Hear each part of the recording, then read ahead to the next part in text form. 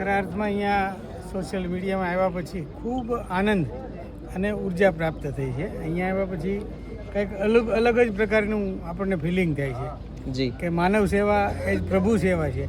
સૂત્ર પહેલાં સાંભળ્યું હતું અને વાંચ્યું હતું, પણ આજે ખરા અર્થમાં આપણને એવો અનુભવ થાય છે કે ખરા અર્થમાં અહીંયા માનવ સેવા એ જ પ્રભુ સેવા છે. અને અહીંયા જેને બિચારાને કોઈ ઘર બહાર રહેવા માટે નથી અથવા તો માનસિક રીતે અસ્વસ્થ છે એવા લોકોની અહીંયા સેવા કરવામાં આવે છે. અને હમણાં પોપટભાઈ વાત કરી કે કોઈ એક માણસની પણ જો વ્યવસ્થિત તમે સેવા કરો ને તો એ ઈશ્વર સુધી એની દુઆ પહોંચતી હોય છે. એટલે ખૂબ એક ભગીરથ કાર્ય પોપટભાઈ ચેરિટેબલ ટ્રસ્ટ દ્વારા આ સોશિયલ મીડિયાના માધ્યમથી જે અહીંયા કરવામાં આવે છે હું પોપટભાઈને ખૂબ ખૂબ ધન્યવાદ આપું છું. જી આભાર. અને બસ તમારા વડીલોના આશીર્વાદ છે સાહેબ. ગુરુ પણ સાથે છે સાહેબ. ગુરુજી આપ શું કહેશો?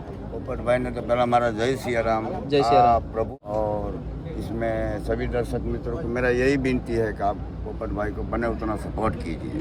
થેન્ક યુ સો મચ જય બાપુ. સિયારામ. જય સિયારામ. અને આજે સાહેબ આપણા વડીલનો જન્મદિવસ છે અને બધા લોકોના દિલોમાં તો એમનું સ્થાન છે જ. અને આજે એમની ઉજવણી આજે તમામ લોકોના સાથે રાખી અને બધા લોકોએ જે પોતાનો કિંમતી સમય આપ્યો છે, તો શું કહેશો આજે જન્મદિવસ? પુરુષોત્તમભાઈનો જન્મદિવસ હોય માત્ર કોળી સમાજ નહીં પણ અન્ય સમાજ સૌરાષ્ટ્રમાં પણ સારા ગુજરાતની અંદર પુરુષોત્તમભાઈએ બધા જ લોકોના હૃદયની અંદર એમનું સ્થાન પ્રાપ્ત કર્યું છે.